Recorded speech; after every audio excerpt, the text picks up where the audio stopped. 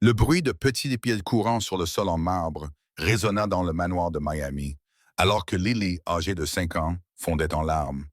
Maman Bella! Cria-t-elle, tendant désespérément ses petits bras vers la jeune Italienne qui venait d'entrer dans le grand hall d'entrée.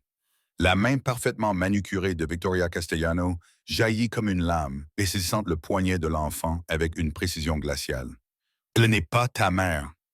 Sa voix trancha l'air comme de la glace, ses yeux bleus acier brillants de fureur alors qu'elle fixait la petite fille tremblante. Arrête immédiatement ce comportement ridicule. Mais Lily ne fit que pleurer plus fort, se débattant contre l'emprise de Victoria tout en tendant les bras vers Isabella, la nounou de 27 ans, dont la douce présence était devenue tout son univers. Du haut du grand escalier, Vincent Romano observait la scène en silence. Sa mâchoire se crispa sous sa barbe parfaitement entretenue. La cicatrice estompée qui allait de sa tempe à sa pommette gauche semblant s'assombrir avec son humeur. Le plus puissant parrain de la mafia de Miami avait bâti un empire sur le contrôle, sur des décisions calculées qui servaient les intérêts de sa famille.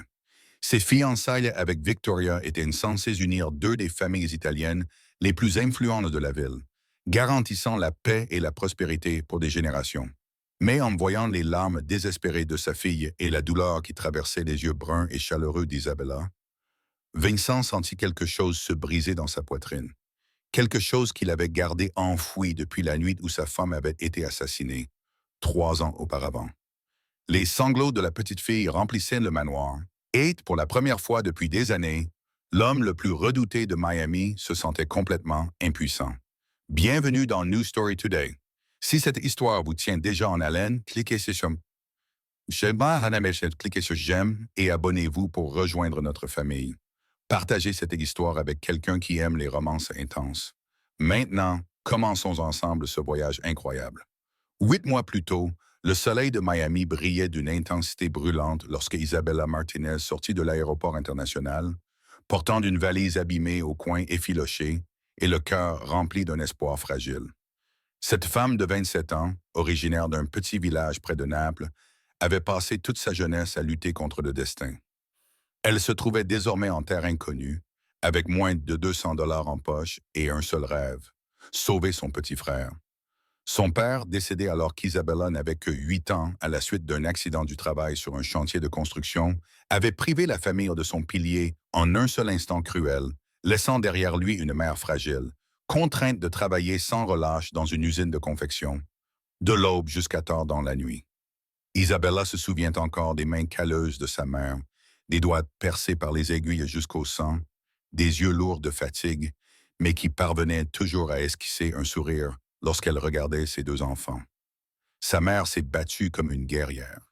Mais le cancer du poumon n'a finalement pas eu pitié d'elle, et Isabella a dû regarder la femme la plus forte de sa vie dépérir jour après jour, jusqu'à ce qu'elle rende son dernier souffle par une nuit froide et pluvieuse, alors qu'Isabella avait 19 ans.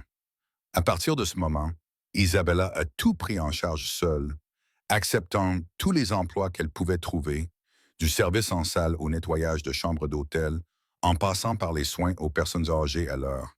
Tout cela pour permettre à son frère Marco de continuer à aller à l'école, mais le destin frappa à nouveau avec une force impitoyable. 2 ans plus tôt, Marco avait été victime d'un accident de moto qui lui avait gravement endommagé la colonne vertébrale et rendu ses jambes incapables de bouger. Le médecin avait déclaré qu'il devait subir une opération à l'étranger qui coûterait des centaines de milliers de dollars. Une somme qu'Isabella n'osait même pas imaginer, même si elle travaillait jusqu'à la fin de sa vie.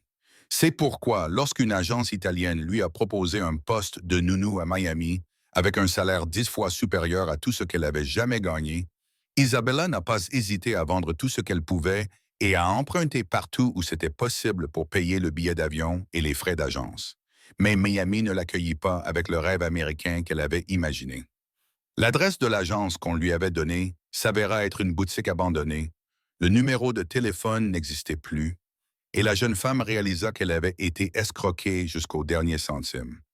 Les 3 premières nuits en Amérique, Isabella se retrouva recroquevillée sur un banc froid dans un parc, serrant sa valise déchirée comme si c'était le dernier vestige d'espoir. Les larmes coulaient silencieusement dans l'obscurité inconnue. Marco lui manquait, Le regard qu'il lui avait lancé lorsqu'il l'avait accompagnée à l'aéroport lui manquait. Elle se souvenait de sa promesse de revenir et de l'emmener se faire opérer. Et dans ces moments les plus désespérés, Isabella voulait tout abandonner. Mais le visage de son frère lui revenait alors à l'esprit. Les yeux confiants d'un homme de 24 ans cloué au lit et attendant un miracle de la part de sa sœur. Et c'est cette image seule qui la retenait là, la forçant à se lever et à continuer à chercher la moindre chance qui se présenterait jusqu'au quatrième jour, alors qu'Isabella était assise engourdie dans un petit café avec pour seule compagnie un verre d'eau gratuit. Une femme âgée, Maria, engagea la conversation avec elle. Maria, une domestique à la retraite qui avait autrefois travaillé pour la famille Romano, ressentit un élan de compassion.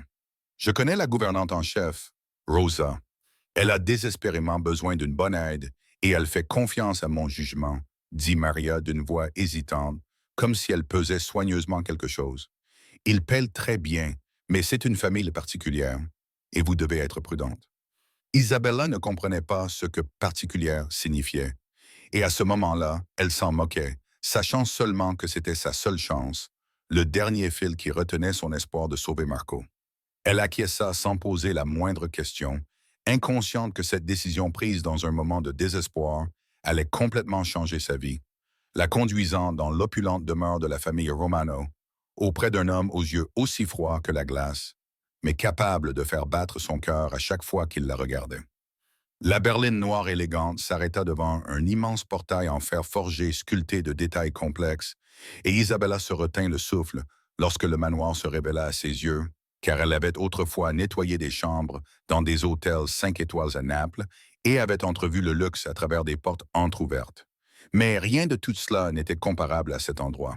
Le domaine Romano s'élevait au cœur de Coral Gables comme un palais miniature, avec des rangées de colonnes de marbre blanc immaculé soutenant des arches élancées, des statues d'anges montant la garde le long d'une allée de gravier blanc et une immense fontaine au centre de la cour où l'eau cristalline captait la lumière du soleil et la dispersait en reflets scintillants. Isabella sortit de la voiture avec sa vieille valise cabossée, se sentant terriblement déplacée au milieu d'une telle splendeur, comme un grain de poussière perdu au paradis.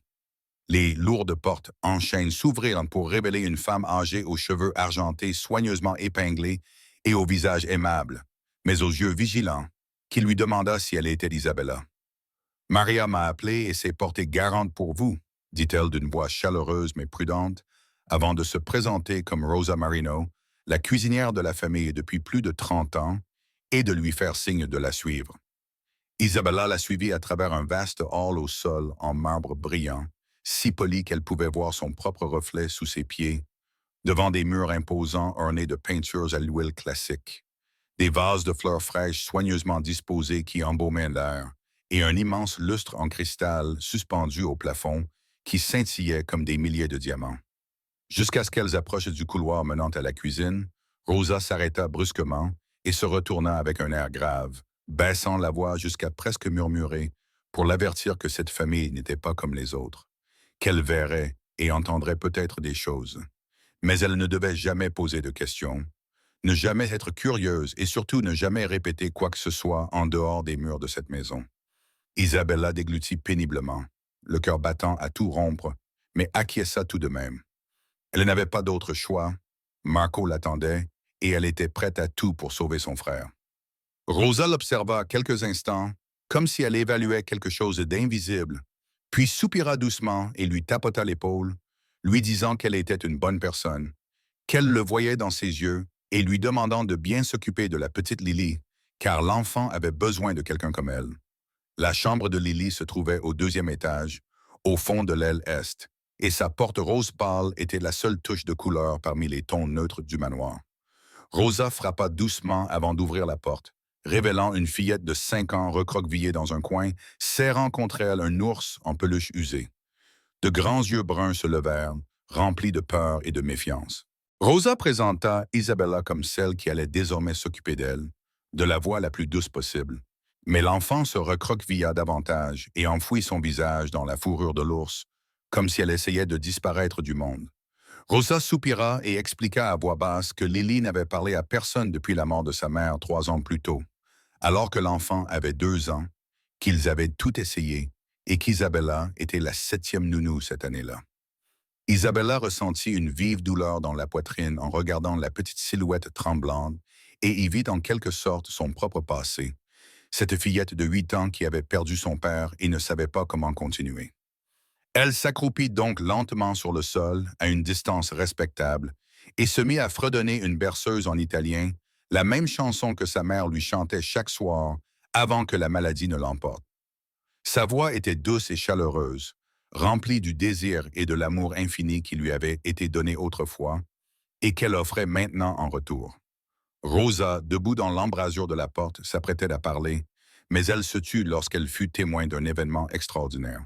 Lily leva lentement la tête. Ses yeux ronds fixaient Isabella avec un mélange de curiosité et d'émerveillement, comme si elle entendait une mélodie oubliée depuis longtemps.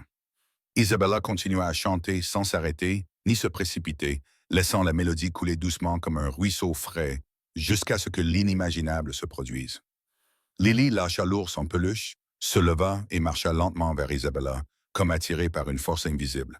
Elle s'arrêta juste devant elle et leva ses yeux bruns remplis de larmes, tandis que ses petites lèvres formaient le premier mot prononcé depuis près de 3 ans, lui disant qu'elle chantait comme sa mère.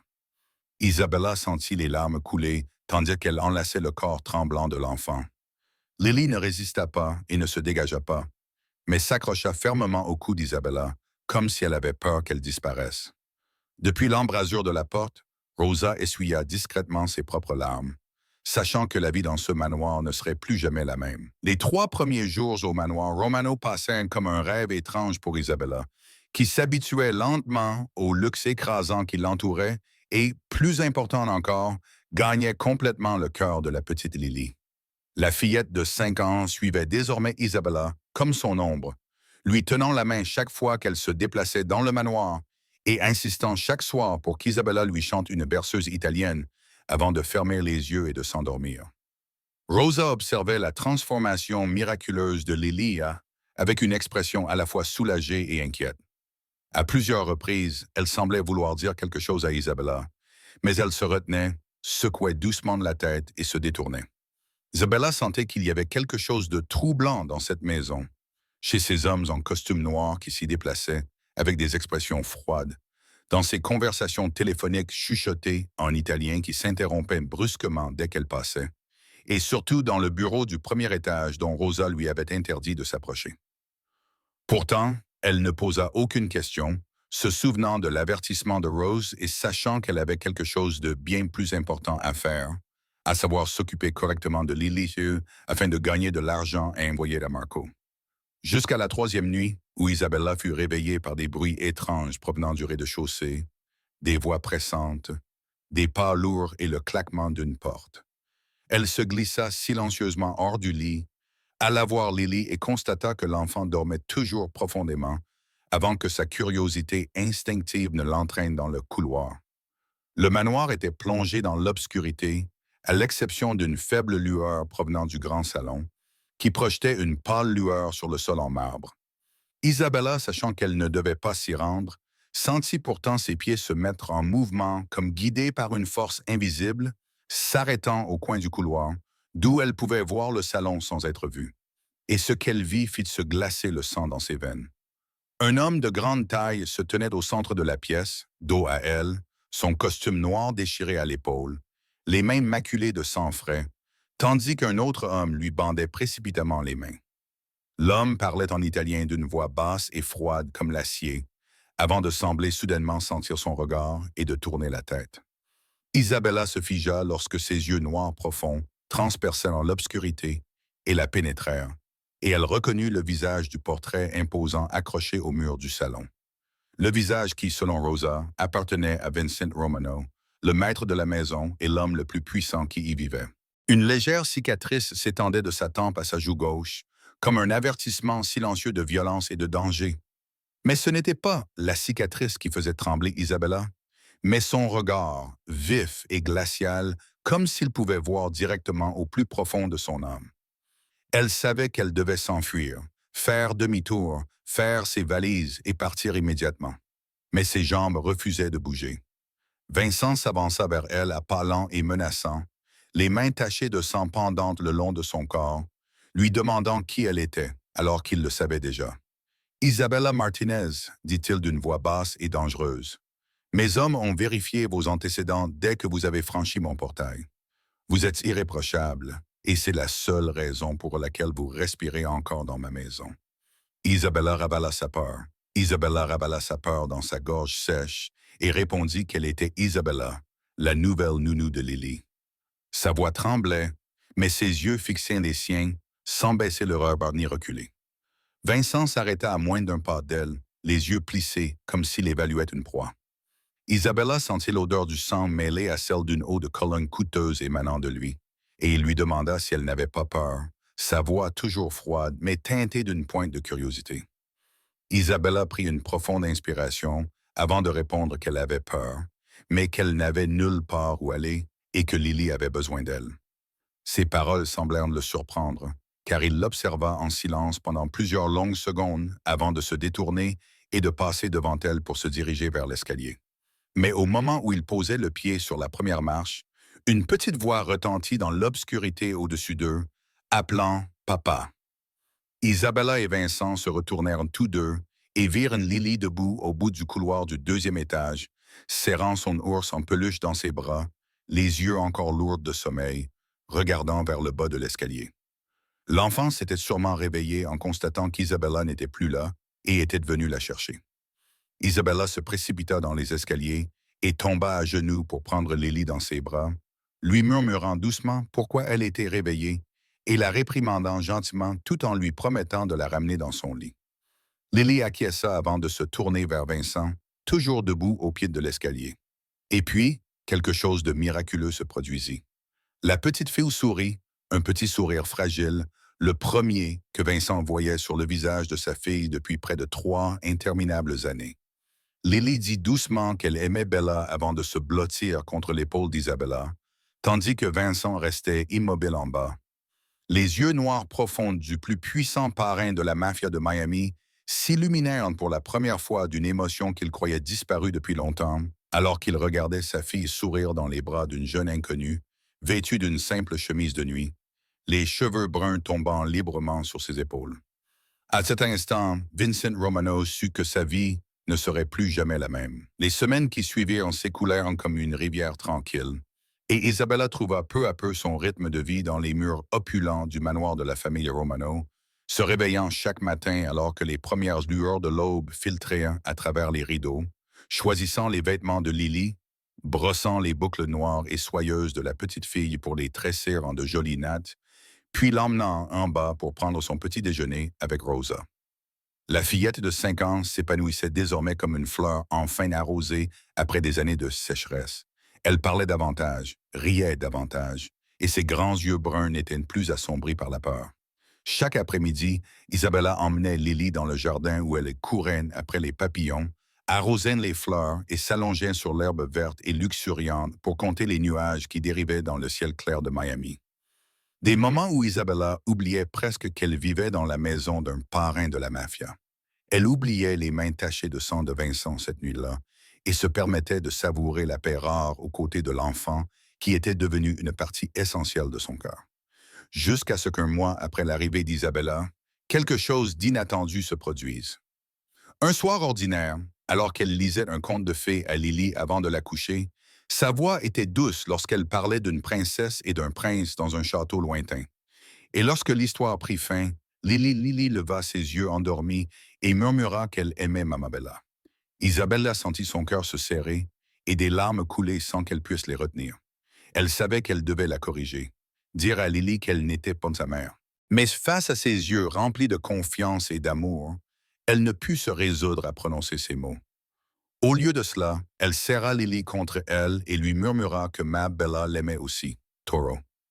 À partir de ce moment, Lily l'appela Mama Bella aussi naturellement qu'elle respirait. Isabella cessa d'essayer de changer cela, consciente que cela pourrait causer des problèmes, mais incapable d'enlever la seule source de bonheur à une enfant qui avait perdu sa mère si jeune. Rosa était témoin de ce changement, avec des yeux à la fois chaleureux et inquiets, voulant souvent avertir Isabella, mais restant silencieuse, peut-être pour ne pas briser la joie qui fleurissait sur le visage de Lily. Chaque mois, Isabella recevait son salaire et en envoyait la quasi-totalité en Italie à Marco, ne gardant qu'une petite somme pour acheter quelques jouets à Lily et le strict nécessaire pour elle-même. Elle appelait son frère chaque semaine et entendait sa voix devenir plus joyeuse et plus optimiste à chaque conversation. Marco lui avait dit lors d'un appel que les médecins avaient déclaré son état stable et que s'il pouvait se permettre une opération dans un an, ses chances de guérison étaient très élevées. Sa voix tremblait d'émotion et Isabella avait pleuré en silence cette nuit-là. Mais c'était des larmes de bonheur.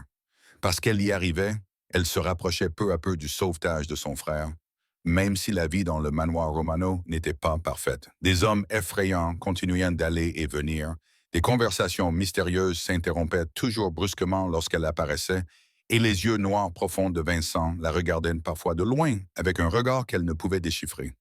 Pourtant, Isabella a appris à ne pas poser de questions, à ne pas être curieuse et à se concentrer sur ce qui comptait le plus, s'occuper de Lily et gagner de l'argent pour Marco. Elle ne savait pas que ces jours paisibles n'étaient que le calme avant la tempête et que le destin avait déjà commencé à tisser des fils invisibles qui la rapprochaient de plus en plus de l'homme le plus dangereux de Miami, l'homme auquel son cœur allait bientôt trouver impossible de résister. La lumière du matin inondait la grande cuisine à travers les baies vitrées allant du sol au plafond, déposant un éclat doré et chaleureux sur le marbre blanc immaculé, tandis qu'Isabella se déplaçait silencieusement entre la cuisinière et le réfrigérateur. Rosa avait pris sa journée pour un rendez-vous médical et Isabella s'était portée volontaire pour préparer le petit déjeuner de Lily. La petite fille avait supplié toute la semaine pour avoir des pancakes aux pépites de chocolat, comme ceux qu'Isabella préparait à Naples pour Marco. Et Isabella était incapable de refuser ses grands yeux bruns remplis d'espoir. Murmurant « Buongiorno ». Piccolina, Lily entra dans la cuisine en pyjama rose, ses boucles noires ébouriffées par le sommeil, son ours en peluche usé toujours serré dans ses bras. Isabella lui dit que Maman Bella lui préparait ses pancakes spéciaux.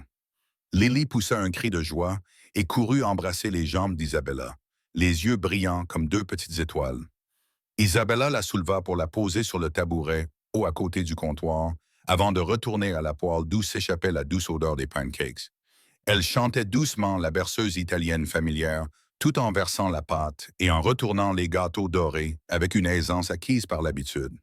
Tellement absorbée par la cuisine et la chanson, elle ne remarqua pas que quelqu'un était entré dans la cuisine et se tenait maintenant appuyé contre le cadre de la porte, ses yeux noirs profonds suivant chacun de ses mouvements, jusqu'à ce que Lily pousse un cri et qu'Isabella sursaute, manquant de laisser tomber la spatule en se retournant et en croisant le regard perçant de Vincent Romano.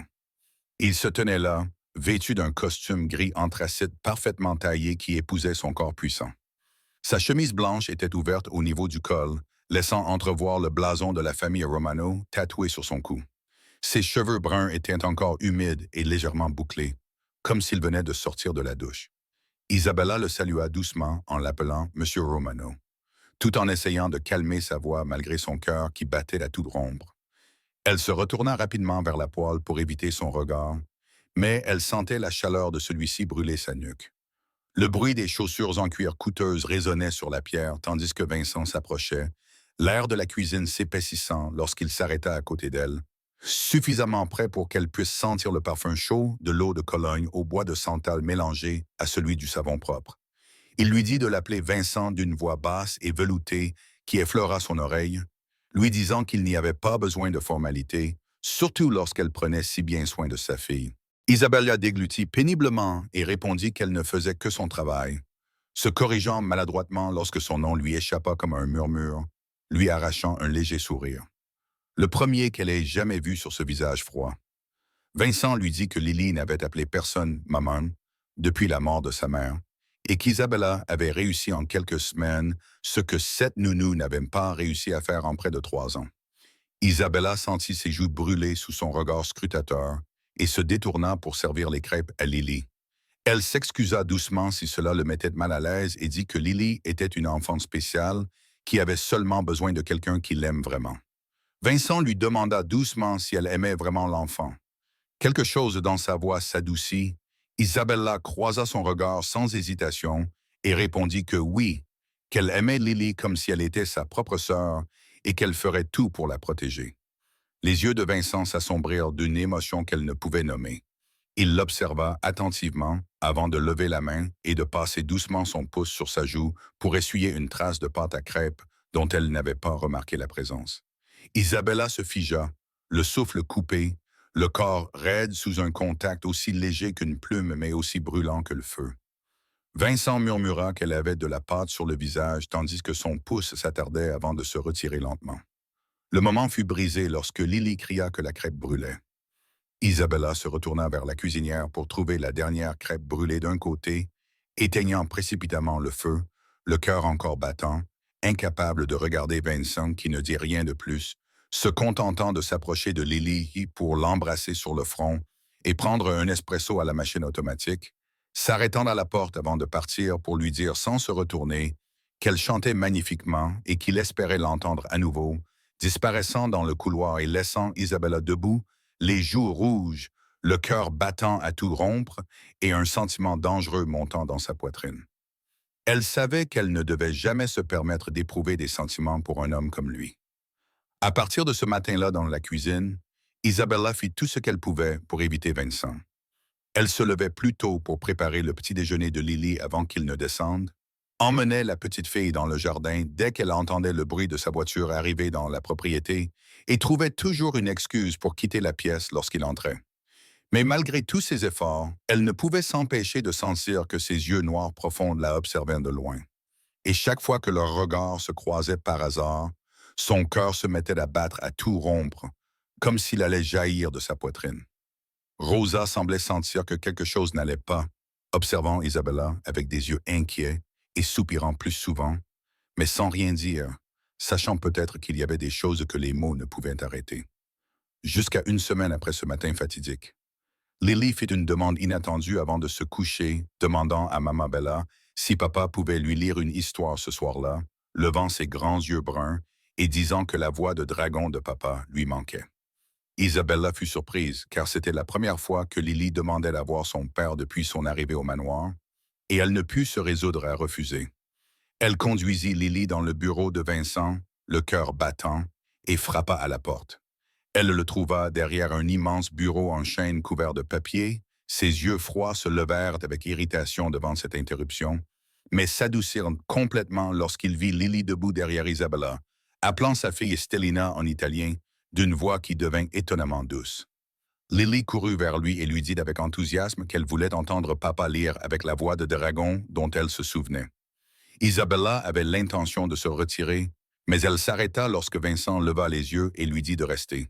Ce n'était pas un ordre, mais pas tout à fait une demande non plus, disant que Lily aurait besoin d'elle après pour s'endormir. Isabella acquiesça simplement et resta debout à la porte. Elle regarda Vincent soulever Lily pour l'asseoir sur ses genoux et prendre un livre de contes de fées sur l'étagère, et ce qu'elle vit au cours de l'heure qui suivit changea complètement son opinion sur lui. Car Vincent Romano, le seigneur mafieux froid et impitoyable redouté dans tout Miami, était maintenant assis et lisait à sa fille de la voix la plus douce qu'Isabella ait jamais entendue, grognant comme un dragon pour faire rire Lily, changeant de ton pour chaque personnage de manière si vivante que l'enfant applaudissait de joie, s'arrêtant après chaque page pour embrasser les boucles brunes de Lily, comme si elles étaient le trésor le plus précieux au monde, tandis qu'Isabella se tenait silencieusement à la porte, les larmes coulant sur ses joues sans qu'elle s'en rende compte. Elle ne voyait pas l'homme aux mains ensanglantées de cette nuit-là, ni le personnage puissant aux yeux de glace, mais un père qui aimait sa fille du plus profond de son être, et un homme qui essayait de recoller les morceaux d'une famille brisée par la perte de sa femme. Et lorsque l'histoire se termina, Lily dormait dans ses bras, respirant régulièrement, un léger sourire encore sur les lèvres. Vincent se leva prudemment avec sa fille et se retourna pour trouver Isabella toujours debout, les yeux remplis de larmes, sans rien dire alors qu'il s'approchait avec Lily dans ses bras. La distance entre eux était si petite qu'Isabella pouvait entendre son cœur battre, lui disant doucement qu'elle pleurait, sans poser de questions. Isabella essuya rapidement ses larmes, embarrassée, et tenta de s'excuser sans savoir comment s'expliquer. Vincent lui demanda calmement ce qu'elle voulait dire. Sa voix grave et son regard pénétrant semblaient lire chacune de ses pensées. Isabella prit une profonde inspiration avant de répondre qu'elle n'avait tout simplement jamais vu quelqu'un aimer autant son enfant et que c'était magnifique.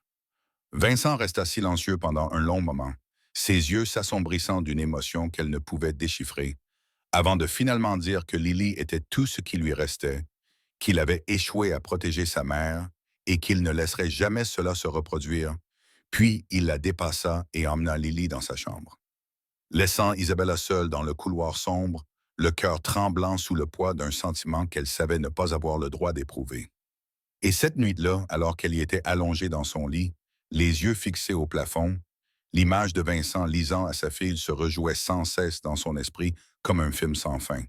Elle savait qu'elle s'aventurait en terrain dangereux. Elle savait que son cœur commençait à s'émouvoir pour un homme qu'elle ne pourrait jamais avoir. Un parrain de la mafia, son employeur, un homme contraint de se marier pour le bien de sa famille, alors qu'elle n'était qu'une pauvre nounou originaire de Naples, avec un frère alité et un avenir incertain. Mais le cœur n'obéit jamais à la raison. Et cette nuit-là, pour la première fois depuis son arrivée au domaine Romano, Isabella rêva des yeux noirs profonds de Vincent Romano, qui la regardait avec quelque chose qui allait bien au-delà de la curiosité. Le cauchemar survint à minuit, telle une bête affamée qui traquait Isabella depuis des années, et elle se retrouva debout dans une chambre d'hôpital délabrée à Naples.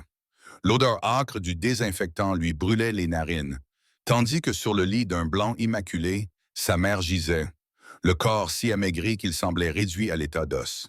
Sa peau jaunie était tendue comme si elle était morte depuis longtemps et que son corps ne l'avait pas encore compris. Sa mère tendait faiblement la main vers elle, les lèvres gercées tremblant comme si elle essayait de parler. Mais Isabella ne pouvait pas bouger. Ses jambes étaient lourdes comme du plomb, et elle ne pouvait que regarder sa mère s'éteindre lentement dans le désespoir. Isabella criait qu'elle était désolée et suppliait sa mère de ne pas la quitter, mais sa voix était étouffée par l'obscurité. Et lorsqu'elle parvint enfin au chevet du lit, les yeux de sa mère étaient fermés, sa main déjà froide et molle au bord du lit. Isabella se réveilla en sursaut, un sanglot brisé coincé dans la gorge. Son corps était trempé de sueur froide. Des larmes imprégnaient l'oreiller sans qu'elle sache quand elles avaient commencé à couler. Elle se recroquevilla sur elle-même et serra ses genoux contre sa poitrine, luttant pour étouffer ses sanglots afin de ne pas réveiller Lily dans la pièce voisine. Mais son corps refusait d'obéir et les sanglots s'échappaient malgré elle. Le chagrin d'avoir perdu sa mère, qu'elle pensait avoir enfouie depuis 8 ans, refit surface comme un barrage brisé. Elle se souvenait des mains calleuses de sa mère, de son sourire fatigué mais aimant chaque soir lorsqu'elle rentrait de l'usine de confection. Des berceuses rugueuses chantées pendant les froides nuits d'hiver, et du dernier moment où sa mère lui avait serré la main et lui avait murmuré dans un dernier souffle de prendre soin de Marco, de bien vivre et qu'elle l'aimait tellement. Un léger coup à la porte fit sursauter Isabella, qui leva la tête. Avant qu'elle n'ait pu essuyer ses larmes, la porte s'ouvrit et Vincent apparut, vêtu d'un pyjama en soie noire, les boucles brunes ébouriffées, les yeux encore lourds de sommeil, mais remplis d'inquiétude lorsqu'il vit son visage baigné de larmes. Il lui dit doucement qu'il l'avait entendu pleurer en passant devant sa chambre et lui demanda si elle allait bien. Isabella, essuyant précipitamment son visage, embarrassée et confuse, s'excusa de l'avoir réveillée et dit que ce n'était qu'un cauchemar. Vincent ne dit rien, entra dans la chambre et referma la porte derrière lui. Il s'assit sur le bord du lit, à moins d'un bras de distance. Cette proximité soudaine coupa le souffle d'Isabella, mais elle ne s'éloigna pas. Ce soir-là, quelque chose dans ses yeux noirs profonds la rassurait plutôt que de lui faire peur. Après un long silence, Vincent lui dit qu'il connaissait ce sentiment que les cauchemars ne lâchent jamais, peu importe le temps qui passe. Sa voix était basse et grave, comme s'il révélait un secret gardé depuis des années. Isabella leva les yeux vers lui et vit pour la première fois la fragilité cachée derrière le mur de glace qu'il avait construit. Vincent murmura le nom de Sophia, sa femme et la mère de Lily, lui racontant que Sophia avait été abattue sous ses yeux 3 ans plus tôt lors d'une embuscade tendue par une famille rivale, qu'il l'avait tenue dans ses bras alors que la lumière s'éteignait dans ses yeux et qu'il n'avait rien pu faire pour la sauver. Le cœur d'Isabella se serra qu'elle faillit tendre la main pour le toucher, mais elle s'arrêta et lui dit gentiment qu'il avait fait tout ce qu'il pouvait et que ce n'était pas sa faute. Vincent répondit amèrement que c'était sa faute, car c'était lui qui l'avait amenée dans ce monde, lui avait promis de la protéger et avait échoué. Chaque nuit, il voyait encore son visage dans ses cauchemars et se rappelait cet échec. Ils restèrent assis en silence tandis que l'obscurité enveloppait la pièce comme une douce couverture. Et dans cet espace privé, Isabella trouva le courage d'ouvrir son cœur, lui racontant que sa mère était morte d'un cancer, qu'elle s'était épuisée à travailler dans une usine de confection pour élever Isabella et Marco après la mort de leur père, qu'Isabella l'avait vu maigrir de jour en jour, crachant du sang tout en le cachant jusqu'à ce qu'il soit trop tard, qu'elle n'avait pas réussi à sauver sa mère, tout comme lui n'avait pas réussi à sauver Sofia, et que maintenant Marco était alité en Italie, attendant d'être opéré. La raison pour laquelle elle était là et avait tout accepté, c'était parce qu'elle ne pouvait pas rompre à nouveau la promesse qu'elle avait faite à sa mère.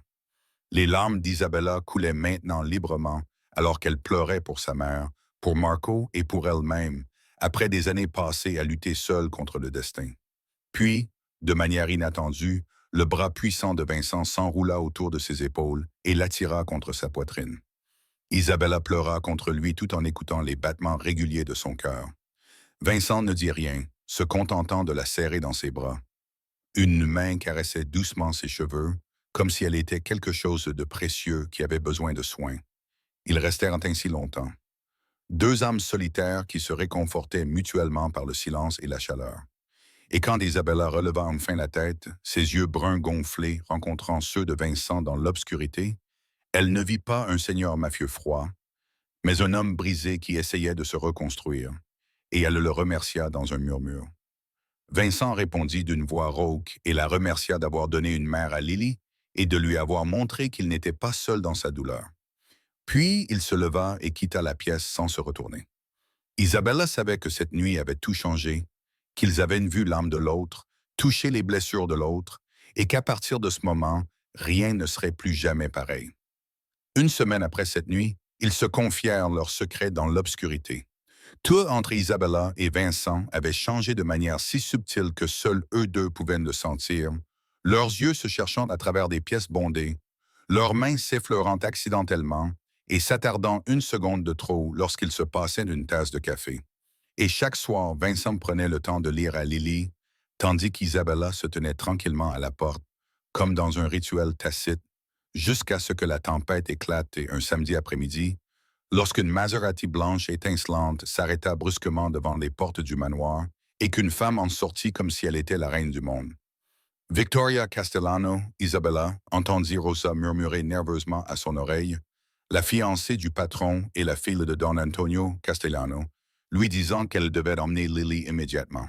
Mais il était déjà trop tard, car Victoria fit irruption dans le grand hall avec ses talons Louis Vuitton, frappant le marbre comme le battement des tambours de guerre, ses cheveux blonds platine coiffés à la perfection, une robe Chanel rouge moulante collée à son corps mince comme une flamme vivante, ses yeux bleu acier balayant la pièce avec un dédain possessif. Et lorsque ce regard se posa sur Isabella, debout à côté de Lily, Isabella eut l'impression d'être plongée dans de l'eau glacée. Victoria demanda qui elle était d'une voix tranchante comme une lame, sans même regarder Isabella directement, mais en se tournant vers Rosa comme si Isabella était un objet indigne d'être adressé directement. Rosa répondit qu'elle était Isabella, la nounou de Lily, d'une voix soigneusement posée, bien que ses mains sereines sont tabliées. Victoria, laissant échapper un rire doux mais sans chaleur, remarqua avec un mépris ennuyé qu'il s'agissait simplement d'une autre nounou et demanda si l'enfant avait déjà fait fuir celle-ci ou si elle s'accrochait encore à son généreux salaire. Isabella, sentant la chaleur lui monter au visage, se retint de réagir car Lily lui serrait la main avec crainte. Lily murmura qu'elle n'aimait pas que des femmes et le cœur d'Isabella se serra lorsqu'elle comprit que l'enfant ressentait l'hostilité qui émanait de Victoria. Les yeux de Victoria se plissèrent dangereusement lorsqu'elle demanda comment Lily venait d'appeler Isabella, répétant le mot « maman » d'un ton menaçant, ses lèvres rouges se pinçant en une fine ligne avant de pointer directement Isabella du doigt et de lui ordonner d'emmener immédiatement l'enfant à l'étage, puis de retourner nettoyer le salon pour la fête de ce soir-là, exigeant la perfection lorsque ses invités arriveraient. Isabella voulait protester en disant qu'elle n'était pas une domestique, mais seulement la nounou de Lily.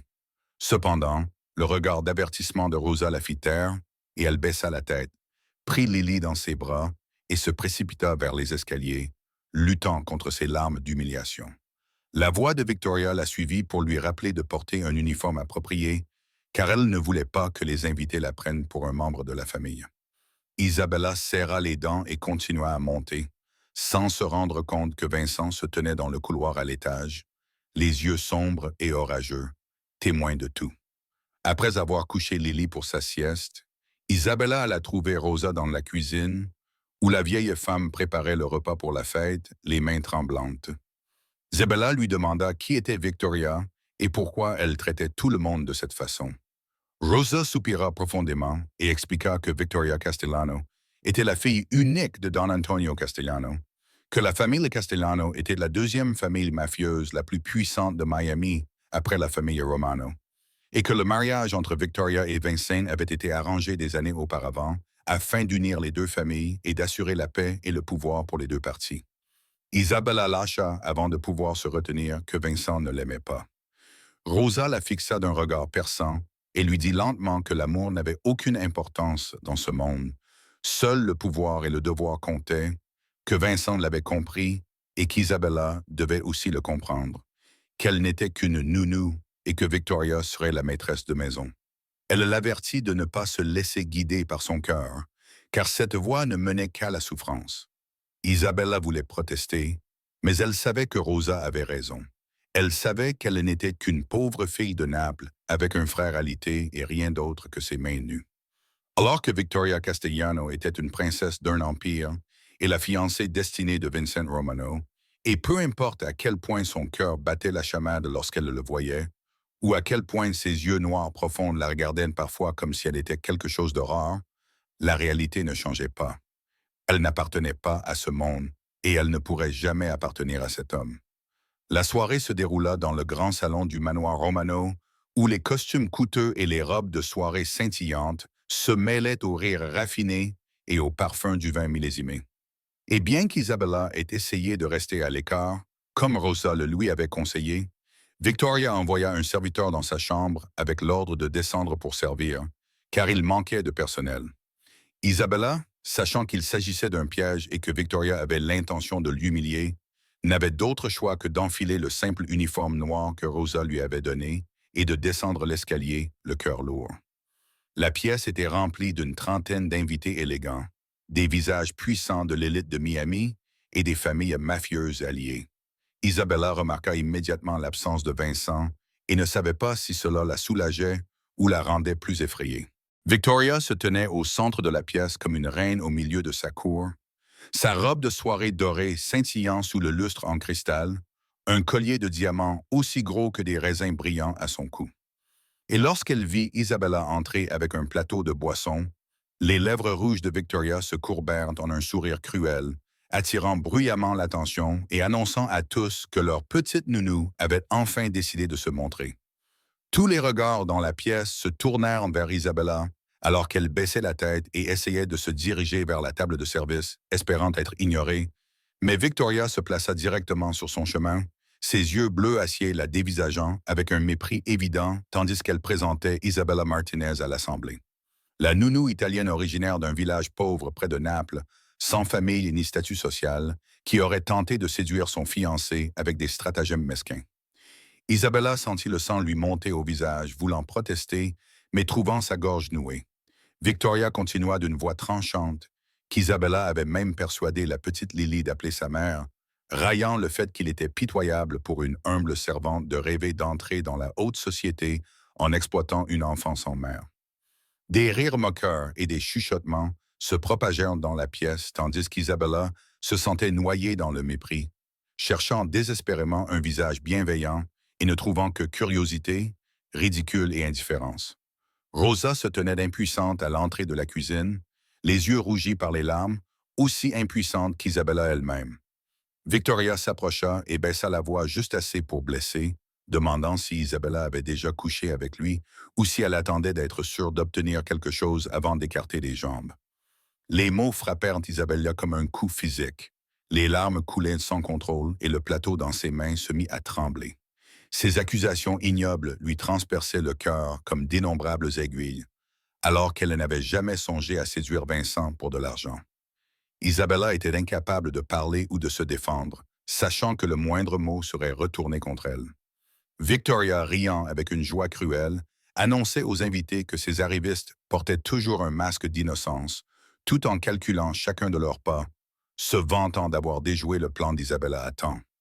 Isabella ne pouvait plus supporter cela, posa le plateau et s'enfuit de la pièce, poursuivie par les rires et les commérages comme par des démons. Elle monta les escaliers et traversa les couloirs jusqu'à sa chambre, où elle verrouilla la porte et s'effondra sur le sol, serrant ses genoux et sanglotant à cause de l'humiliation, de son impuissance et de la certitude qu'elle n'avait aucun pouvoir pour résister dans ce monde, qu'elle n'était qu'une pauvre nounou et que Victoria Castellano pouvait lui faire tout ce qu'elle voulait sans conséquence. Pendant ce temps, ailleurs dans la ville, Vincent Romano était assis dans une réunion tendue avec ses alliés, ignorant que la femme qui avait touché son cœur glacé était en train d'être brisée en 1000 morceaux par le fiancé qui lui était lié par le devoir. Vincent retourna au manoir alors que la fête touchait à sa fin, les derniers invités s'en allant avec des poignées de main polies et des sourires forcés, et il traversa le grand hall avec la fatigue d'une longue réunion pesant sur ses épaules, avant de s'arrêter net lorsque Rosa apparut devant lui, les yeux rougis et le visage marqué par l'inquiétude, l'appelant doucement et lui disant qu'il s'était passé quelque chose ce soir-là impliquant Isabella.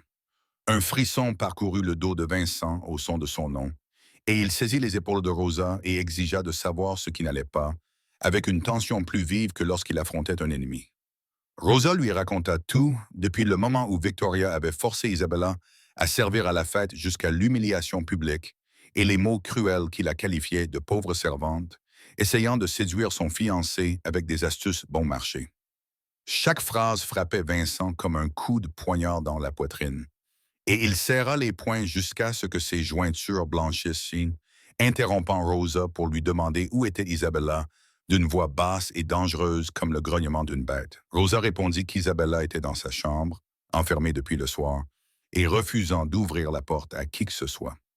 Vincent ne dit rien de plus, se retourna et se dirigea vers les escaliers, laissant Victoria dans le salon avec son sourire victorieux, et les invités qui s'attardaient, sans lui accorder un regard, poussés par une seule pensée, rejoindre Isabella immédiatement. Et lorsqu'il se trouva devant sa porte, il entendit le bruit étouffé de ses sanglots à l'intérieur et sentit son cœur se serrer. Il frappa doucement et l'appela d'une douceur qui le surprit lui-même, lui demandant d'ouvrir la porte. Les pleurs cessèrent, mais la porte resta fermée, et la voix rauque d'Isabella lui dit qu'il n'avait pas besoin d'être là et qu'il devait retourner auprès de sa fiancée. La colère de Vincent ne s'adressait pas à elle, mais à lui-même pour avoir échoué à la protéger, et il la supplia à nouveau d'ouvrir la porte. Le silence s'étira avant que la serrure ne clique enfin et que la porte s'ouvre, révélant une vision qui le bouleversa. Isabella, les yeux gonflés et le visage rougi par les larmes, les boucles brunes en désordre, son uniforme noir froissé comme si elle était restée recroquevillée sur le sol pendant des heures, ressemblant à un petit oiseau battu par la tempête, éveillant en lui l'envie de brûler le monde. Vincent entra et referma la porte derrière lui, ses yeux sombres ne la quittant pas, tandis qu'il s'excusait d'une voix rauque, retenant son émotion, lui disant qu'il aurait dû être là et qu'il aurait dû la protéger. Isabella secoua la tête, les larmes coulant à nouveau, et murmura que ce n'était pas sa faute et que Victoria avait raison, qu'elle n'était qu'une pauvre servante qui n'avait pas sa place ici. Ses mots s'interrompirent lorsque Vincent s'avança et lui releva le visage avec ses mains, la forçant à croiser son regard tandis qu'il lui disait que personne n'avait le droit de lui parler ainsi. Sa voix tremblait de rage et d'un sentiment bien plus fort encore, lui disant qu'elle n'était pas ce que Victoria disait, qu'elle était la femme la plus extraordinaire qu'il ait jamais rencontrée, qu'elle avait sauvé sa fille et ramené de la chaleur dans cette maison pour la première fois depuis 3 ans. Isabella, voyant dans ses yeux brûlants, non pas un seigneur mafieux froid, mais un homme perdant le contrôle à cause d'elle, lui murmura qu'il ne devait pas dire ces choses, car il était sur le point de se marier et lié par le devoir. Vincent répondit qu'il le savait, qu'il ne devait pas et que c'était de la folie. Pourtant, il ne pouvait plus s'arrêter, alors que son pouce essuyait ses larmes, et puis, il n'y eut plus de mots. Alors qu'il se penchait et pressait ses lèvres contre les siennes, leur premier baiser, non pas doux comme dans un conte de fées, mais féroce et désespéré, porteur de semaines de désirs refoulés. Les genoux d'Isabella se sont dérobés sous elle alors que sa bouche se posait sur la sienne et que ses bras puissants l'enlaçaient par la taille, la serrant contre son torse musclé. Elle savait que c'était Mount et qu'il franchissait une ligne sans retour, mais elle était incapable et refusait de s'arrêter. Car à cet instant, Isabella Martinez se sentait pour la première fois de sa vie véritablement désirée, chérie et considérée, et elle aurait brûlé le monde entier pour conserver ce seul battement de cœur d'amour interdit. À partir de cette nuit-là, le monde d'Isabella et de Vincent changea complètement. Même si en apparence tout conservait le même faux semblant de normalité, car pendant la journée, ils gardaient leur distance, Isabella restant la nounou dévouée qui s'occupait de Lily, tandis que Vincent continuait d'être le puissant maître de maison à l'expression glaciale devant les autres. Pourtant, lorsque la nuit tombait et que le manoir s'endormait, ils se cherchaient comme deux âmes assoiffées de chaleur. Vincent frappait à sa porte à minuit, lorsque le monde était plongé dans le silence, et Isabella lui ouvrait, le cœur battant et les joues rougies. Les mots étaient inutiles, car un simple regard dans les yeux de l'autre disait tout. Leur baiser exprimait ce que les mots ne pouvaient jamais dire. Parfois, ils s'allongeaient simplement ensemble dans l'obscurité, Vincent la serrant dans ses bras par derrière. Son souffle chaud contre son cou, il murmurait à propos de leurs rêves et de la vie qu'ils auraient pu avoir si les circonstances avaient été différentes. D'autres nuits, ils s'embrassaient comme si demain n'allait jamais arriver, comme si chaque instant passé ensemble était le dernier. Isabella sentait le désespoir tissé dans chacun de ses gestes. Parfois, ils se retrouvaient à la bibliothèque tard dans la nuit, Isabella faisant semblant de chercher un livre et Vincent faisant semblant de travailler pour finir par s'embrasser furtivement derrière les étagères qui montaient jusqu'au plafond, le cœur battant à tout rompre de peur d'être découvert, mais incapable de se séparer. Isabella n'avait jamais connu un tel bonheur en 27 ans, ni une telle culpabilité. Chaque matin, elle se réveillait avec le goût du baiser de Vincent encore sur ses lèvres et se regardait dans le miroir, se demandant qui elle était en train de devenir, aimant un homme déjà fiancé, se cachant dans l'ombre derrière Victoria, même si elle détestait cette femme de tout son cœur, plaçant son avenir dans une relation sans issue.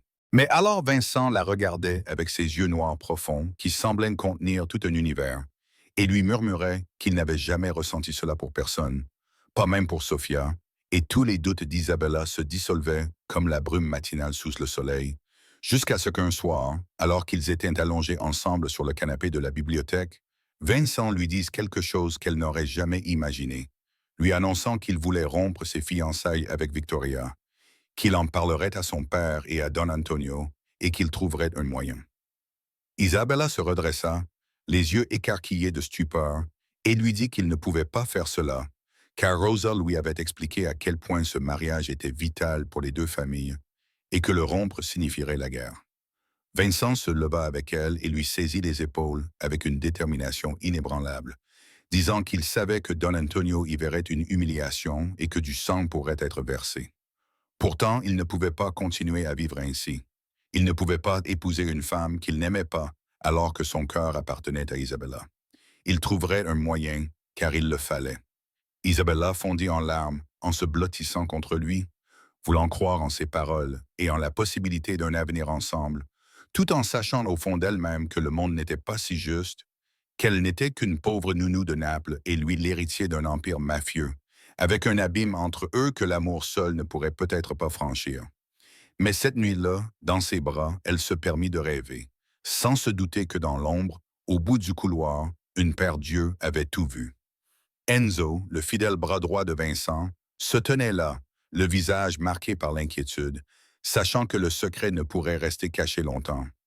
Non pas parce qu'il le trahirait, mais parce que dans leur monde, les murs avaient des oreilles, et ceux qui souhaitaient faire tomber Vincent n'ignoreraient jamais une faiblesse.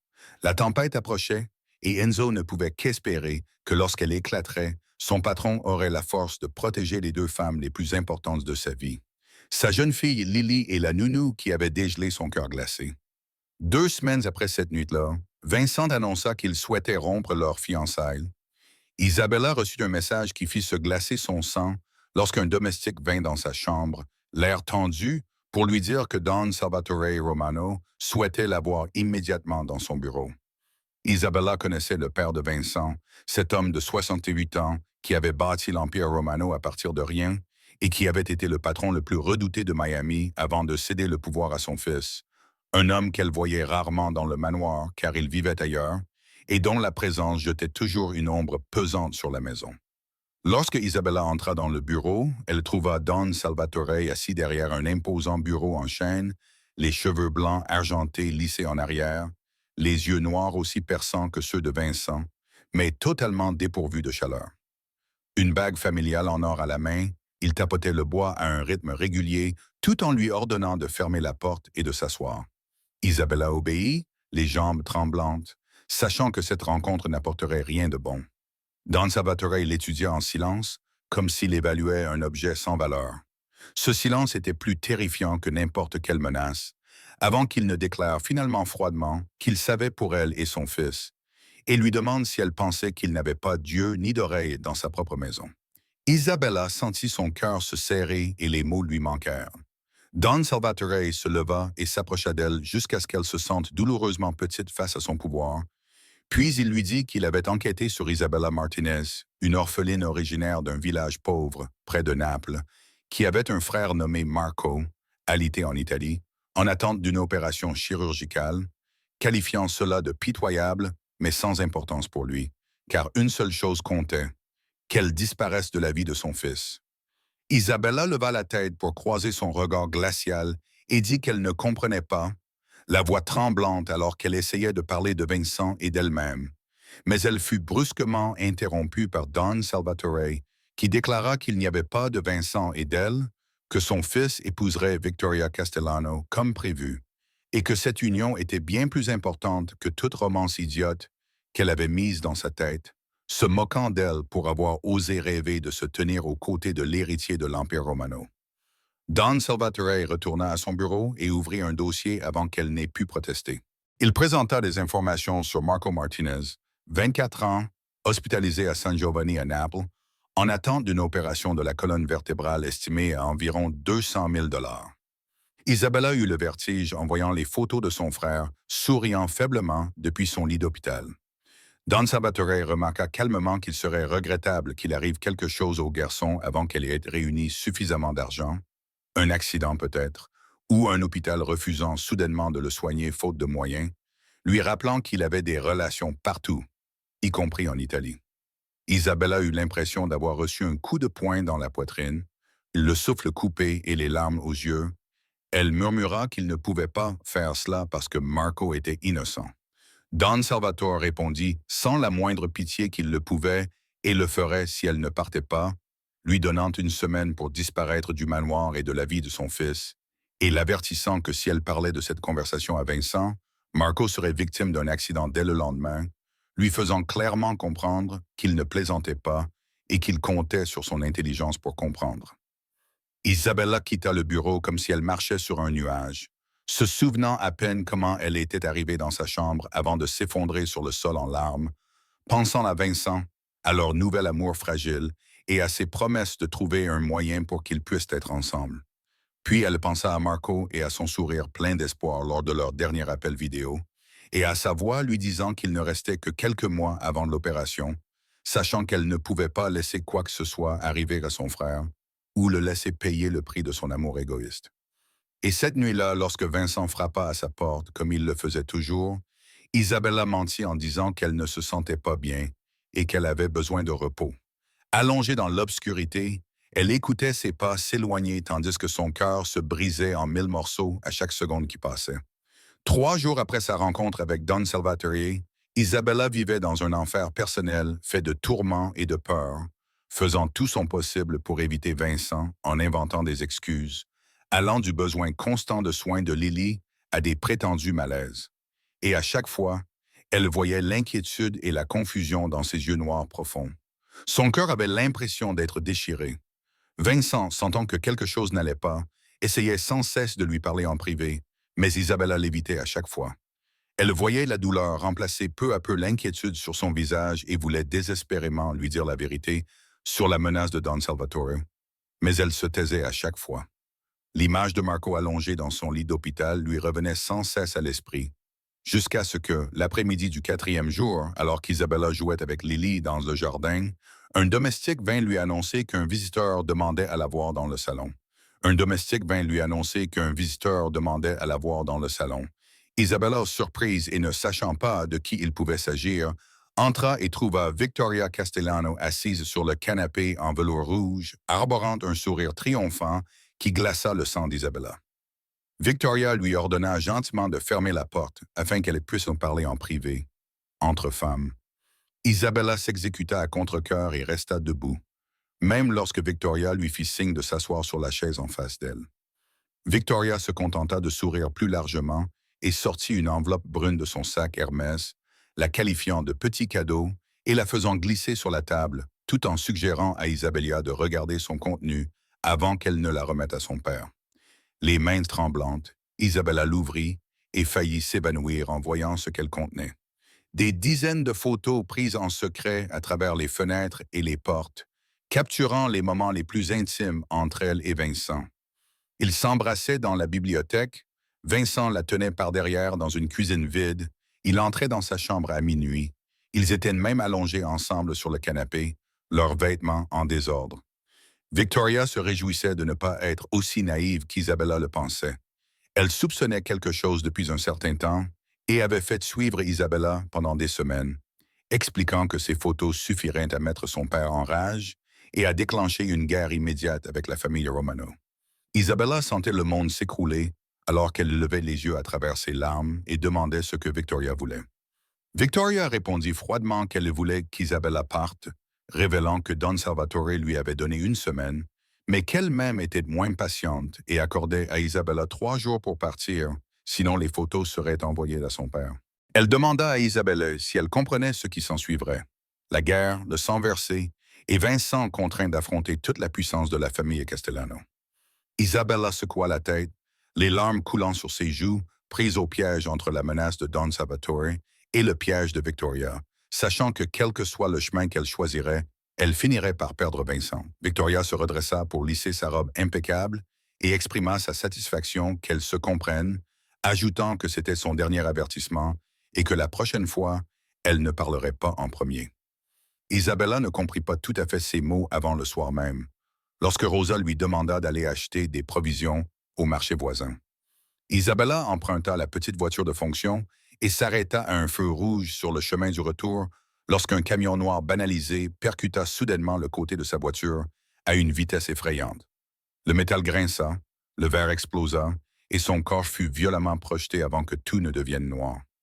Isabella se réveilla sur le trottoir, entourée de passants, le front ensanglanté et le bras gauche douloureux.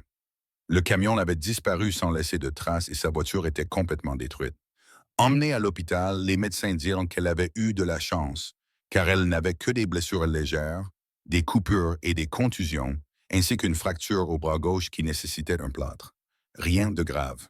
Vincent est arrivé enragé en apprenant la nouvelle, et Isabella a vu la panique et l'angoisse sur son visage, sachant qu'elle ne pourrait pas se cacher éternellement. Pourtant, lorsqu'il lui a demandé ce qui s'était passé, elle a menti en disant qu'il s'agissait d'un accident normal causé par un chauffeur de camion ivre, incapable de lui dire la vérité, ou que c'était un avertissement de Victoria, car elle savait qu'il ferait quelque chose d'irresponsable et que tout deviendrait incontrôlable. Allongée dans son lit d'hôpital, le bras plâtré et le corps endolori, Isabella a regardé la nuit de Miami et a réalisé que son temps était écoulé, qu'elle ne pouvait plus rester, non pas par peur pour elle-même, mais pour Vincent, pour Lily et surtout pour Marco, loin en Italie, et qu'elle devait partir, même si cela signifiait que son cœur se briserait en 1000 morceaux et ne guérirait jamais vraiment. 2 jours après l'accident, Isabella sortit de l'hôpital et retourna au manoir Romano, le bras gauche dans le plâtre et le cœur lourd comme s'il était lié par une pierre. Vincent voulait qu'elle reste en observation pendant plusieurs jours encore, mais Isabella insistait pour partir car elle savait qu'elle n'avait plus de temps. Victoria lui avait donné 3 jours et il n'en restait plus qu'un. Elle avait pris sa décision, la plus douloureuse de ses 27 années de souffrance. Elle partirait à l'aube le lendemain matin, avant le lever du soleil, avant que Vincent ne se réveille, avant que Lily ne la voie franchir la porte, lors de sa dernière nuit dans le manoir Romano. Isabella était assise seule dans sa chambre, sous la faible lueur d'une lampe de chevet, sa main valide tremblante tandis qu'elle tenait un stylo au-dessus d'une feuille blanche. Elle avait écrit et déchiré des dizaines de brouillons, incapable de trouver les mots pour dire au revoir à l'homme qui avait réveillé son cœur gelé, incapable de s'expliquer d'une manière qu'il comprendrait sans révéler les menaces qui pesaient sur eux deux. Jusqu'à ce qu'elle écrive enfin une courte lettre. Chaque mot était comme une goutte de sang s'écoulant de son cœur brisé. Elle écrivait qu'elle était désolée, qu'elle ne pouvait pas rester, qu'il méritait le bonheur avec quelqu'un qui appartenait à son monde plus qu'elle ne le pourrait jamais, et qu'elle ne l'oublierait jamais, où qu'elle aille, sans rien dire de Don Salvatore, ni de Victoria, ni des menaces ou de l'accident, car elle savait que si Vincent apprenait la vérité, il ferait tout pour la garder, ce qui ne mènerait qu'au désastre pour tout le monde. Elle plia la lettre et la posa sur le bureau avant de faire la vieille valise abîmée avec laquelle elle était arrivée 8 mois plus tôt. Elle ne possédait guère plus que quelques vêtements et des effets personnels de base, si bien que cela ne lui prit que quelques minutes. Et lorsque la valise fut prête près de la porte, Isabella sut qu'il lui restait une dernière chose à faire avant de partir. Une chose qu'elle redoutait encore plus que d'affronter Don Salvatore ou Victoria. Elle devait dire au revoir à Lily. Elle ouvrit donc doucement la porte et s'avança dans le couloir sombre. Ses pieds nus se déplaçaient sans bruit sur le sol de marbre froid. La chambre de Lily n'était qu'à quelques pas. Et quand Isabella poussa la porte, le clair de lune éclaira le visage angélique de l'enfant endormi. Lily était recroquevillée sur son lit, serrant dans ses bras son ours en peluche usée, ses boucles noires étalées sur l'oreiller. Ses petites lèvres étaient entr'ouvertes, comme si elle faisait un rêve agréable. Isabella s'agenouilla près du lit et des larmes coulèrent avant même qu'elle ne s'en rende compte. Elle regardait ce visage innocent et se souvenait de leur première rencontre.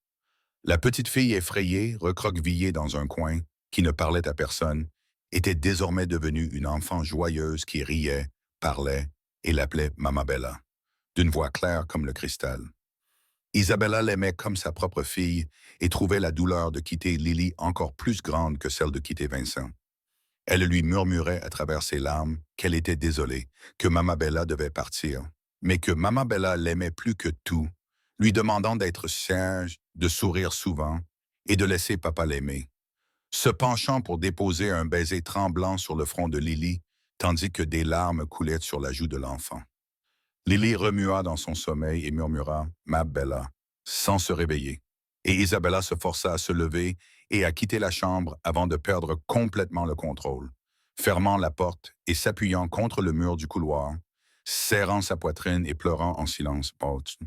Elle pleurait pour Lily, pour Vincent, pour un amour volé par le destin, et pour elle-même, une femme de 27 ans qui avait osé rêver du bonheur et qui en payait maintenant le prix de tout son cœur. Et lorsque ses larmes se tarirent enfin et que l'aube commença à poindre à l'horizon, Isabella retourna dans sa chambre, prit sa valise et descendit les escaliers pour la dernière fois sans se retourner, car elle savait que si elle le faisait, elle ne serait plus jamais capable de partir. Isabella se tenait dans le grand hall d'entrée, sa valise à la main, prête à franchir les portes du manoir pour la dernière fois, lorsqu'une étrange intuition la fit s'arrêter net. Quelque chose n'allait pas dans le calme de l'aube. Un silence inquiétant remplaçait la paix, et son cœur se serra lorsque le visage de Lily lui revint à l'esprit. Et même si elle savait qu'elle ne devait pas faire demi-tour, ses jambes la portèrent jusqu'à l'escalier menant à la chambre de l'enfant. Elle poussa la porte rose pâle et se figea à la vue du lit vide. Les couvertures étaient en désordre, comme si quelqu'un était parti précipitamment. L'ancien ours en peluche de Lily gisait abandonné sur le sol, comme un appel à l'aide silencieux. Isabella appela Lily d'une voix tremblante et fouilla la chambre, la salle de bain, le placard, sans rien trouver, puis se précipita dans le couloir et cria le nom de Lily, sa voix résonnant dans le manoir comme le cri d'un animal blessé. Rosa accourut de la cuisine paniquée, et Vincent apparut de sa chambre, les yeux encore embrumés de sommeil, jusqu'à ce que la terreur aiguise son attention au son de la voix d'Isabella. Isabella criait que Lily n'était pas dans sa chambre et qu'elle ne la trouvait nulle part. Vincent pâlit en se précipitant dans la chambre de sa fille, vit le lit vide et ordonna aux gardes de fouiller immédiatement tout le domaine. Et au milieu du chaos, le téléphone d'Isabella vibra, signalant l'arrivée d'un message provenant d'un numéro inconnu. Son sang se glaça lorsqu'elle lut les quelques mots lui disant que si elle voulait que l'enfant reste en vie, elle devait se rendre à l'entrepôt numéro 7 du port de Miami dans l'heure, seule, sans en parler à personne. Le message était suivi d'une photo de Lily attachée à une chaise en bois, les yeux gonflés de larmes, et de Victoria Castellano debout derrière elle, arborant un sourire dérangé. Isabella s'effondra contre le mur, réalisant que Victoria avait kidnappé Lily et avait franchi toutes les limites pour l'éliminer, mettant en danger la vie de l'enfant innocente qu'elle aimait comme sa propre fille, sachant qu'elle ne pouvait pas en parler à Vincent car il arriverait avec une armée.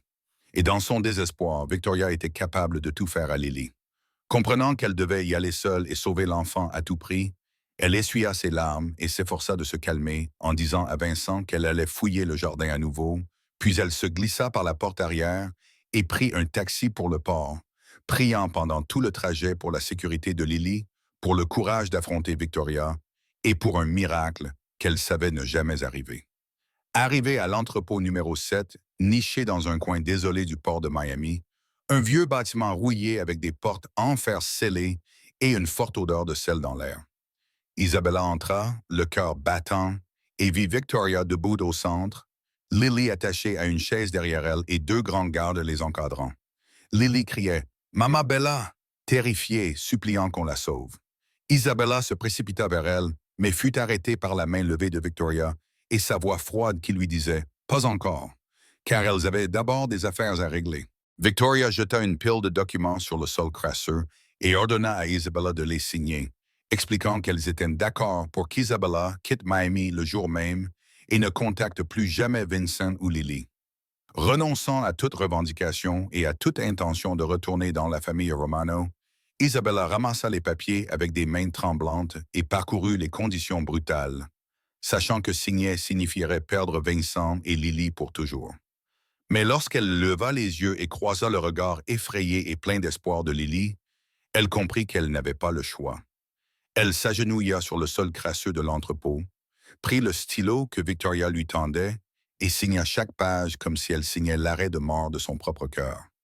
La dernière signature d'Isabella apparut sur la dernière page. Victoria Castellano éclata de rire. Un son aigu et glacial résonna dans l'entrepôt abandonné comme un démon jubilant de sa victoire, et elle dit froidement en arrachant les papiers des mains d'Isabella et en vérifiant chaque signature qu'Isabella était plus obéissante qu'elle ne l'avait prévu. Mais Isabella ne prêta aucune attention à cette moquerie et ne regarda que Lily qui sanglotait sur la chaise. Ses petites mains étaient étroitement ligotées avec une corde grossière, et elle dit à Victoria d'une voix rauque, pleine de larmes contenues, qu'elle avait signé. Et maintenant, Victoria devait libérer l'enfant, car elle avait promis que Lily serait en sécurité.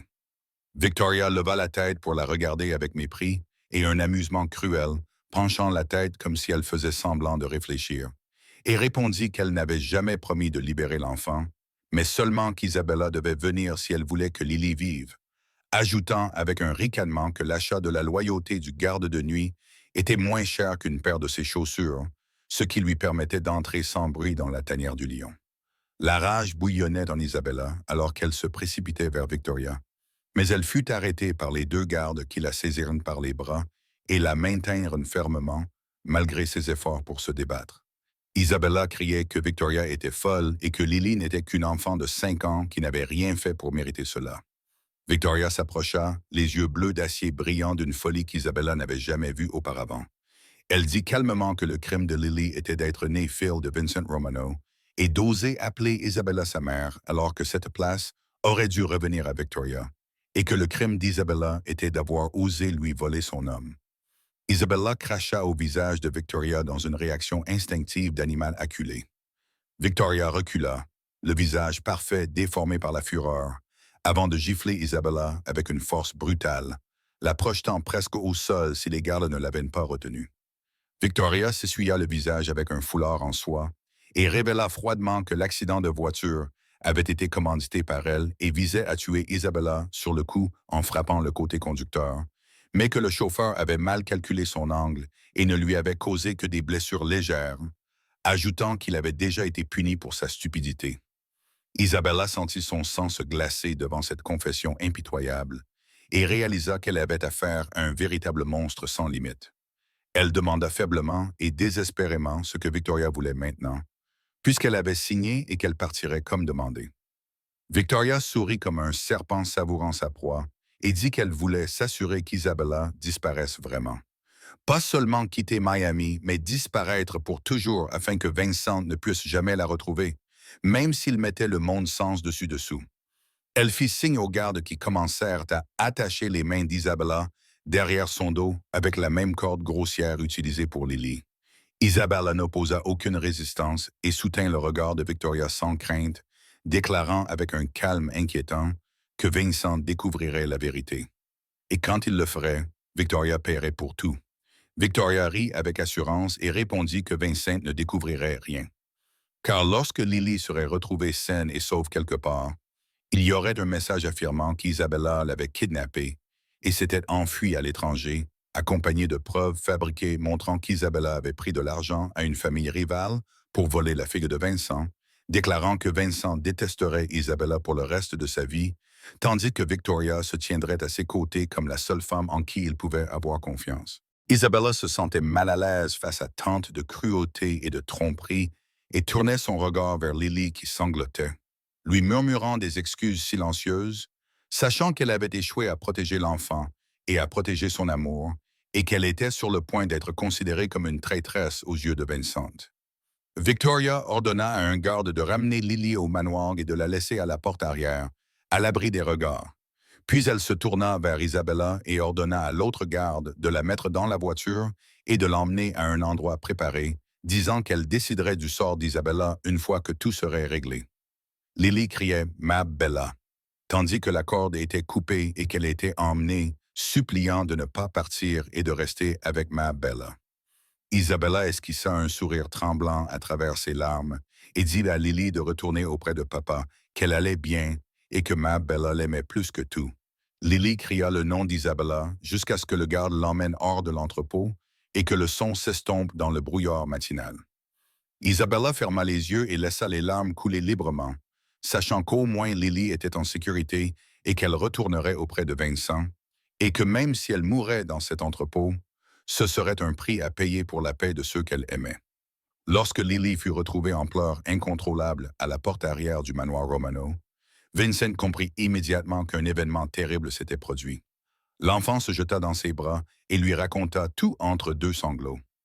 La terrifiante femme blonde, l'entrepôt sombre, Mabella signant des papiers pour la sauver et maintenant retenue prisonnière là-bas.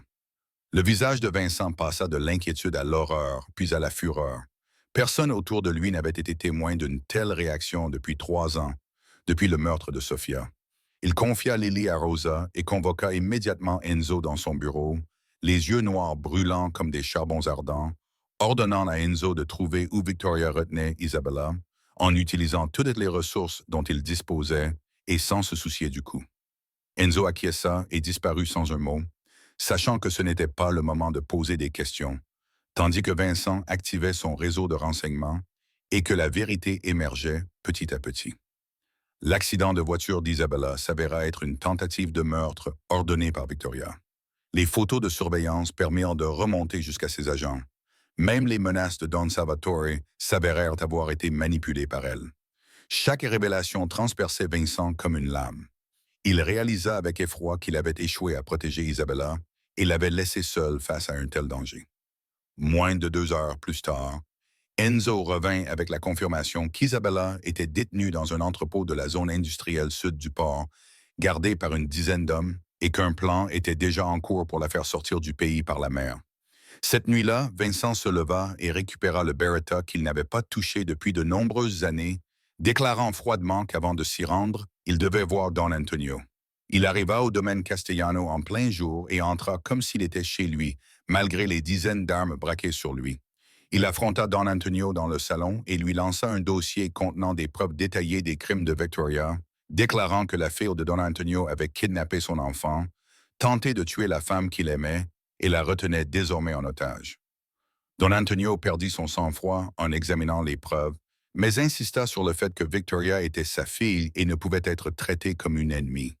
Vincent répondit avec une certitude glaciale que les fiançailles entre leurs familles étaient rompues et que si Don Antonio protégeait Victoria, il deviendrait un ennemi de la famille Romano. Don Antonio éclata de colère et demanda si Romano pouvait tenir tête seul à Castellano. Vincent soutint son regard sans broncher et déclara qu'il ne s'agissait pas d'une menace, mais d'une déclaration de guerre, donnant à Don Antonio 1 heure pour choisir entre livrer Victoria et préserver la paix, ou la protéger et voir tout ce qu'il avait construit partir en fumée. Puis il se retourna et partit, ordonnant à Enzo de mobiliser tous leurs hommes et de se préparer à prendre d'assaut l'entrepôt dans les 2 heures, quelle que soit la décision de Don Antonio, jurant qu'il ramènerait Isabella à la maison et que quiconque se mettrait entre lui et elle mourrait. Le convoi de Vincent dévala les rues de Miami comme une tempête noire. 12 SUV transportant les hommes les plus fidèles de la famille Romano fonçaient vers l'entrepôt où Isabella était retenue captive. Vincent était assis à l'arrière, un Beretta à la main. Ses yeux sombres brûlaient d'un feu que personne autour de lui n'avait jamais vu. Le feu d'un homme prêt à réduire le monde en cendres pour sauver la femme qu'il aimait. Quand ils arrivèrent, l'entrepôt était silencieux dans la lumière déclinante de l'après-midi. Bien que Vincent savait qu'au moins 10 hommes armés se trouvaient à l'intérieur, il fit signe à Enzo et à l'équipe de se déployer et d'encercler le bâtiment, puis mena personnellement l'assaut principal alors qu'ils enfonçaient les portes, les coupes de feu éclatant comme le tonnerre, les balles déchirant l'air et s'écrasant contre les murs de briques. Les gardes de Victoria tombaient un par un sous les tirs précis des hommes de Romano. Vincent avançait comme un ange vengeur, les mains fermes, abattant tous les ennemis qui se trouvaient entre lui et Isabella. Mais lorsqu'il enfonça la dernière porte de la pièce où elle était détenue, il ne trouva qu'une chaise vide et des cordes coupées sur le sol. Enzo se précipita avec une expression sombre pour lui annoncer qu'Isabella avait été déplacée et que, selon ses sources, Victoria l'emmenait vers un aérodrome privé à la périphérie de la ville, où un avion l'attendait pour quitter le pays. Le cœur serré, Vincent courut vers les véhicules et ordonna un changement de cap immédiat, priant en silence alors qu'il luttait contre le temps, ce qu'il n'avait pas fait depuis le jour où Sofia était morte, priant pour qu'Isabella soit en vie et qu'il la retrouve avant qu'il ne soit trop tard. Il arriva juste à temps pour voir la Maserati blanche de Victoria garée sur la piste, alors qu'elle traînait Isabella hors de la voiture. Un petit pistolet était pointé sur la tête de la femme qu'il aimait. Isabella était battue et épuisée, le visage couvert de bleu et les vêtements déchirés. Pourtant, ses yeux bruns s'illuminèrent à la vue de Vincent qui s'avançait, armé avec ses hommes derrière lui. Victoria lui cria d'arrêter et menaça de tirer. Vincent s'arrêta à 10 pas. Sans quitter Isabella des yeux, il ordonna à Victoria de la libérer et de garder cela entre eux. Victoria rit hystériquement, les cheveux platines ébouriffés et les yeux bleus acier brillants, hurlant que Vincent lui appartenait et que cette servante bon marché le lui avait volé, serrant plus fort son emprise et appuyant plus fort sur le pistolet alors que Vincent essayait d'avancer, criant que si elle ne pouvait pas l'avoir, personne ne l'aurait. Isabella croisa le regard de Vincent à travers ses larmes et lui dit de ne pas s'inquiéter pour elle, mais de prendre soin de Lily, car c'était ce qui comptait le plus. Vincent s'effondra en lui disant qu'il ne pouvait pas la perdre, qu'il l'aimait et qu'il voulait qu'elle reste à ses côtés pour toujours. Le visage de Victoria se tordit de jalousie et de haine, alors qu'elle criait que s'il aimait tant Isabella, il devait la regarder mourir. Le moment explosa lorsque Victoria commença à appuyer sur la gâchette et qu'un seul coup de feu retentit sur la droite. Victoria s'effondra au sol, son arme lui échappant des mains. Enzo se tenait là, l'arme fumante à la main, déterminé, déclarant que personne ne menacerait la famille du patron. Vincent ignora Victoria blessée et courut vers Isabella, la serrant dans ses bras comme s'il avait peur qu'elle disparaisse. Isabella sanglotait contre lui, épuisée et soulagée. Vincent lui murmura des excuses et des mots d'amour et lui demanda de devenir sa femme. Isabella leva ses yeux gonflés de larmes pour lui poser des questions sur sa famille et ses obligations. Vincent lui dit qu'elle est sa famille, qu'elle et Lily sont tout ce dont il a besoin et que tout le reste n'est que travail. Isabella murmure « oui ». Oui, à travers ses larmes, il l'accepte. Vincent l'embrasse sur la piste sous le coucher de soleil flamboyant de Miami. Des sirènes retentissent au loin et des hommes sécurisent les lieux autour d'eux. Et à ce moment-là, au milieu du sang et du chaos, à la fin d'un cauchemar et au début d'une nouvelle vie, Isabella Martinez comprend enfin ce que signifie être vraiment aimée. 3 ans après ces événements poignants, le domaine Romano n'était plus un endroit froid et imprégné de secrets, mais était devenu un véritable foyer rempli de rire et de bonheur. Le soleil matinal de Miami filtrait à travers les oliviers qu'Isabella avait plantés dans le jardin en hommage à sa lointaine patrie italienne, tandis que les rires des enfants résonnaient sur la pelouse verdoyante. Lily, désormais âgée de 8 ans, n'était plus la petite fille timide recroquevillée dans un coin, mais une jeune fille vive et aimante qui courait après son petit frère Matteo, âgé de 2 ans, entre les arbres. Matteo avait les yeux noirs profonds de son père et le sourire chaleureux de sa mère. Il était l'incarnation vivante de l'amour féroce entre Vincent et Isabella. Et la preuve la plus évidente que le bonheur peut fleurir même dans les circonstances les plus douloureuses. Isabella se tenait près de la fenêtre du salon, une main posée sur son ventre arrondi, enceinte de leur 3e enfant, et souriait en regardant ses enfants jouer. 3 années avaient passé comme un rêve, et elle avait parfois encore du mal à croire à quel point sa vie avait changé. Victoria avait été arrêtée après l'incident à l'aéroport et faisait face à des accusations allant de l'enlèvement à la tentative de meurtre. Elle purgeait désormais sa peine dans une prison fédérale et ne pouvait plus jamais menacer la famille d'Isabella.